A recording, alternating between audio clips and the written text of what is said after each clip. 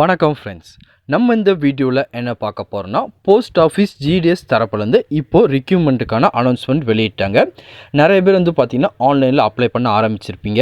இன்னும் நிறைய friends bro நான் கம்மியான மார்க் தான் எடுத்திருக்கேன், நான் அப்ளை பண்ணலாமா, எனக்கு கிடைக்குமா, எப்படி அப்ளை பண்ணால் கிடைக்கும், அதுக்கு எதுக்கும் ட்ரிக்ஸ் இருக்கா, டிப்ஸ் இருக்கா அப்படின்னு சொல்லி நிறைய ஃப்ரெண்ட்ஸ் கமெண்ட் செக்ஷனில் கேட்டுக்கிட்டே இருக்காங்க. நானும் இதை பற்றி பார்த்தீங்கன்னா யூடியூப்பில் எக்கச்சக்கமான வீடியோ பார்த்துட்டேன். இந்த மாதிரி அப்ளை பண்ணுங்கள் 100% வேலை கிடைக்கும், இந்த மாதிரி அப்ளை பண்ணுங்கள், இந்த ட்ரிக்கை யூஸ் பண்ணுங்கள் அப்படின்னு சொல்லி எக்கச்சக்கமான வீடியோ பார்த்தீங்கன்னா யூடியூப்பில் இருக்குது. அப்படி ட்ரிக்ஸ் எல்லாம் ஃபாலோ பண்ணால் நமக்கு வேலை வாய்ப்பு கிடைக்குமா கிடைக்காதா, என்ன மார்க் நம்ம பேசிக்காக இருந்தால் இந்த வேலை கிடைக்கும் அப்படின்னு சொல்லி ஒரு தெளிவான இன்ஃபர்மேஷன் உங்களுக்கு கொடுக்கலாம் அப்படின்னு சொல்லி தான் இந்த வீடியோ மேக் பண்ணியிருக்கோம். இந்த வீடியோ கண்டிப்பாக உங்களுக்கு பிடிக்கும் அப்படின்னு நம்புகிறேன். இந்த வீடியோ உங்களுக்கு பிடிச்சிருந்துச்சுன்னா மறக்காமல் இந்த வீடியோக்கு லைக் பண்ணிடுங்க. அப்படி உங்களுக்கு வீடியோ இது பிடிக்கல அப்படின்னா டிஸ்லைக் பண்ணிட்டு போயிருங்க. இப்போது வாங்க ஃப்ரெண்ட்ஸ் வீடியோக்குள்ளே போகலாம். முதல்ல பார்த்தீங்கன்னா போஸ்ட் ஆஃபீஸ் ஜிடிஎஸ் வேலைவாய்ப்பு பொறுத்தளவுக்கு உங்களோட மார்க்கை பேஸ் பண்ணி தான் கேண்டிடேட்டை செலக்ட் பண்ணுவாங்க. அதாவது நீங்கள் 10ஆம் வகுப்பில் என்ன மதிப்பெண் எடுத்திருக்கீங்களோ அது மதிப்பெண்ணை பேஸ் பண்ணி தான் பார்த்தீங்கன்னா கேண்டிடேட் செலக்ட் பண்ணிட்டு இருப்பாங்க. அதாவது நீங்கள் ஒரு டிவிஷனுக்கு, அதாவது உங்கள் ஊரில் இருக்க போஸ்ட் ஆஃபீஸ்க்கு நீங்கள் அப்ளை பண்ணுறீங்க. அந்த இடத்துல பார்த்தீங்கன்னா ஒரு 100 பேர் உங்களுக்கு அப்ளை பண்ணுறாங்க. அந்த அப்ளை பண்ணும்போது அந்த 100 பேரில் மார்க் யார் இருக்காங்களோ அவங்களுக்கு அந்த வேலை கிடைக்கும். அதுக்கப்புறம் பார்த்தீங்கன்னா இதையே பார்த்தீங்கன்னா ஒரு கம்யூனிட்டி வைஸாக பிரிப்பாங்க. சில இடத்துல பார்த்தீங்கன்னா எஸ்சி கம்யூனிட்டி இருக்கவங்க மட்டும்தான் அப்ளை பண்ணும். சில இடத்துல பார்த்தீங்கன்னா ஓபிசி கம்யூனிட்டிங்க மட்டும்தான் அப்ளை பண்ணும். சில இடத்துல பார்த்தீங்கன்னா யூஆர் கொடுப்பாங்க. சில இடத்துல பார்த்தீங்கன்னா எஸ்டி கொடுப்பாங்க. அதுபோல் பார்த்தீங்கன்னா பிடபிள்யூடி கேண்டிடேட் தனியாக கொடுப்பாங்க. இந்த மாதிரி பார்த்தீங்கன்னா அந்த இடத்துல ரிசர்வேஷன் சொல்லி கொடுத்துட்டாங்கன்னா அந்த கம்யூனிட்டியில் இருக்கவங்க மட்டும்தான் அப்ளை பண்ண முடியும். அது போக யூஆர் அப்படின்னு கொடுத்துட்டா அந்த இடத்துல யாருனாலும் அப்ளை பண்ணிக்கலாம். நீங்கள் பிசியாக இருந்தாலும் அப்ளை பண்ணிக்கலாம், எஸ்சியாக இருந்தாலும் அப்ளை பண்ணிக்கலாம், எஸ்சியாக இருந்தாலும் நீங்கள் அப்ளை பண்ணிக்கலாம். ப்ளஸ் இதோட பார்த்தீங்கன்னா பிடபிள்யூ கேண்டிடேட்டாக இருந்தாலும் அந்த இடத்துல நீங்கள் அப்ளை பண்ணிக்கலாம். அப்படி அப்ளை பண்ணும்போது உங்கள் மார்க் அதில் மார்க்காக இருக்கணும், ஹையர் மார்க்காக நீங்கள் இருக்கும் பட்சத்தில் உங்கள் செலக்ட் பண்ணுறதுக்கு அதிக விதமான சான்ஸ் இருக்குது. கன்ஃபார்மாக நீங்கள் தான் செலக்டும் ஆவீங்க. ஒரு சில இடத்துல பார்த்தீங்கன்னா கம்யூனிட்டியை பேஸ் பண்ணி ரிசர்வேஷன் கொடுத்துருப்பாங்க. உதாரணத்துக்கு பார்த்தீங்கன்னா இப்போ நான் எஸ்சி கம்யூனிட்டியில் இருக்கேன் அப்படின்னா எஸ்சி கம்யூனிட்டியில் இருக்க கேண்டிடேட் மட்டும்தான் வருவாங்க. அதனால பார்த்தீங்கன்னா நம்ம காம்படிஷன் கொஞ்சம் கம்மியாகவே இருக்கும். இதே நீங்கள் யூஆர் கேட்டகரி இருக்கிற இடத்துல நீங்கள் அப்ளை பண்ணிங்கன்னா காம்படிஷன் கொஞ்சம் ஹெவியாகவே இருக்கும்.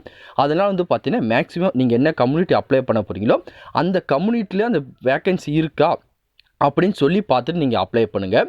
அதுக்கப்புறம் நிறைய பேர் ப்ரோ என்ன மார்க் இருக்கணும், என்ன மார்க் இருந்தால் கிடைக்கும், அதை முதல்ல நீங்கள் சொல்லுங்கள், தேவையில்லாமல் இதெல்லாம் சொல்லாதீங்க அப்படின்னு நிறைய பேர் கேட்பீங்க. நீங்கள் என்ன மார்க்காக இருந்தாலும் உங்களுக்கு வேலை கிடைக்கும். நீங்கள் 290 இருந்தாலும் சரி, 250 இருந்தாலும் சரி, 300 இருந்தாலும் சரி, உங்களுக்கு வேலை கிடைக்கும்.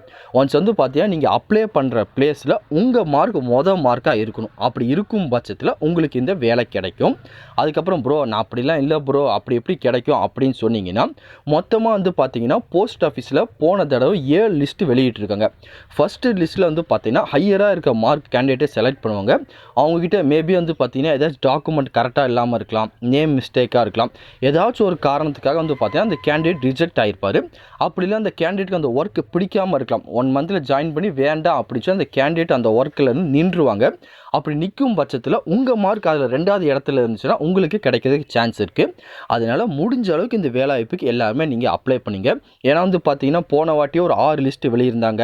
அதுக்கு முன்னாடி பார்த்தீங்கன்னா 7-8 லிஸ்ட் பார்த்தீங்கன்னா வெளியிட்டுட்டே இருந்தாங்க. அதனால் சப்போஸ் நீங்கள் பார்த்தீங்கன்னா இந்த வேலைவாய்ப்புக்கு விண்ணப்பிச்சு வைங்க, உங்களுக்கு கிடைச்சாலும் கிடைக்கலாம். இந்த வேலைவாய்ப்பு முழுக்க பார்த்தீங்கன்னா என்னை பொறுத்த அளவுக்கு லக் பேஸ்டு தான் கேண்டிடேட்டுக்கு எல்லாமே கிடைக்குது. உங்கள் மார்க்கை பேஸ் பண்ணி கிடைக்குது அப்படின்னு சொல்லி மற்ற யூடியூப் சேனல்லாம் சொல்லுவாங்க. நான் அப்படி சொல்லவே மாட்டேன். முழுக்க உங்கள் லக்கை பேஸ் பண்ணி மட்டும்தான் கிடைக்குது. உங்கள் மார்க் நீங்கள் அப்ளை பண்ணுற இடத்துல அதிகமாக இருந்துச்சுன்னா உங்களுக்கு அங்கே ஜாப் கிடைச்சிரும். அப்படி இல்லைன்னா கிடைக்காது. இவங்க பார்த்தீங்கன்னா ஓவரால் மார்க்கை பார்த்தீங்கன்னா இவங்க யாருமே பார்க்கல. நீங்கள் அப்ளை பண்ணுற டிவிஷனில் உங்கள் மார்க் ஃபஸ்ட்டாக இருந்தால் மட்டும் போதும், உங்களுக்கு அந்த வேலை கிடைச்சிரும். என்னை பொறுத்தளவுக்கு இது முழுக்க லக் பேஸில் கிடைக்கிற வேலைவாய்ப்பு தான். ஜஸ்ட்டு பார்த்தீங்கன்னா அப்ளிகேஷன் ஃபீஸ் ஒரு 100 ரூபாயோ 150 ரூபாயோ வரும். ஜஸ்ட்டு அதை பே பண்ணி நீங்கள் அப்ளை பண்ணி வைங்க. ஒன்ஸ் உங்களுக்கு கிடைச்சா ரொம்ப யூஸ்ஃபுல்லாகவே இருக்கும் உங்களுக்கு. நம்ம எதுக்கோ எவ்வளவோ செலவு பண்ணுறோம், நம்ம வாழ்க்கைக்கு ஒரு வேலை கிடைக்குங்கும் போது அதுக்கு ஒரு 150 ரூபா செலவு பண்ணுறது தப்பு கிடையாது. அது மட்டும் இல்லாமல் இந்த வேலைவாய்ப்பு நீங்கள் ஓன் டிஸ்ட்ரிக்டில் உங்கள் நியர்பை என்ன ஆஃபீஸ் இருக்குமோ அதுக்கு நீங்கள் ஃபஸ்ட்டு ப்ரிஃபரன்ஸ் கொடுங்க. அது போக மீதி இருக்க இடத்துக்கு வந்து பார்த்தீங்கன்னா இங்கே ப்ரிஃபரன்ஸ் கொடுங்க. ஏன்னா உங்கள் நியர்பை இருந்தால் தான் உங்களுக்கு இந்த சேலரிக்கு கட்டுப்படி ஆகும். இந்த சேலரி வந்து பார்த்தீங்கன்னா 10,000 12,000 தான். நீங்கள் ஒரு 30 கிலோமீட்டர் 40 கிலோமீட்டர் ட்ராவல் பண்ணி போயிட்டு வர மாதிரி இருந்துச்சுன்னா இந்த சேலரி வந்து பார்த்தீங்கன்னா நமக்கு அதுக்கே பாதி வேஸ்ட் ஆயிரும். மேக்ஸிமம் உங்களுக்கு நியர்பை இருக்க சென்டரை செலக்ட் பண்ணிக்கோங்க. அதில் கிடைச்சா நமக்கு வந்து பார்த்தீங்கன்னா ரொம்ப யூஸ்ஃபுல்லாக இருக்கும். அதுக்கப்புறம் இந்த போஸ்ட் ஆஃபீஸில் நீங்கள் ஒர்க் பண்ணிகிட்டே இருந்து ஒரு 5-6 வருஷம் கழிச்சு வந்து பார்த்தீங்கன்னா போஸ்ட் மாஸ்டர் ரேங்க்கு நீங்கள் ஒரு எக்ஸாம் எழுதி மாறியும் போக முடியும். அதனால் நிறைய ஃப்ரெண்ட்ஸ் இந்த வேலை கிடைச்சோன்னே சேலரி கம்மியாக இருக்குது எனக்கு பிடிக்கல அப்படின்னு நின்றுறாங்க. அந்த மாதிரி நிற்காதீங்க. ஒரு 4-5 வருஷம் கண்டினியூ பண்ணி நீங்கள் நெக்ஸ்ட் ஸ்டேஜ் போகும்போது உங்கள் சேலரி வந்து பார்த்தீங்கன்னா ரொம்ப ஹையராகவே உங்களுக்கு கிடைக்கும். மேபி உங்களுக்கு எலிஜிபிள் இருக்குது, விருப்பம் இருக்குன்னா இந்த வேலை வாய்ப்புக்கு எல்லாருமே அப்ளை பண்ணிக்கோங்க. வேறு எதுவும் இதை பற்றி உங்களுக்கு டவுட் இருந்தாலும் கீழே கமெண்ட் செக்ஷனில் தெரிவிங்க. கண்டிப்பாக உங்களுக்கு நான் கிளியர் பண்ணி தரேன். இந்த பதிவு கண்டிப்பாக உங்களுக்கு பயனுள்ளதாக இருக்கும்னு நினைக்கிறேன். இதை பற்றி தெரியாதவங்க ஃப்ரெண்ட்ஸுக்கும் முடிஞ்ச அளவுக்கு இந்த வீடியோ ஷேர் பண்ணுங்கள். அவங்களுக்கு இது ஹெல்ப்ஃபுல்லாக இருக்கும் அப்படின்னு சொல்லி நாங்கள் நம்புகிறோம்.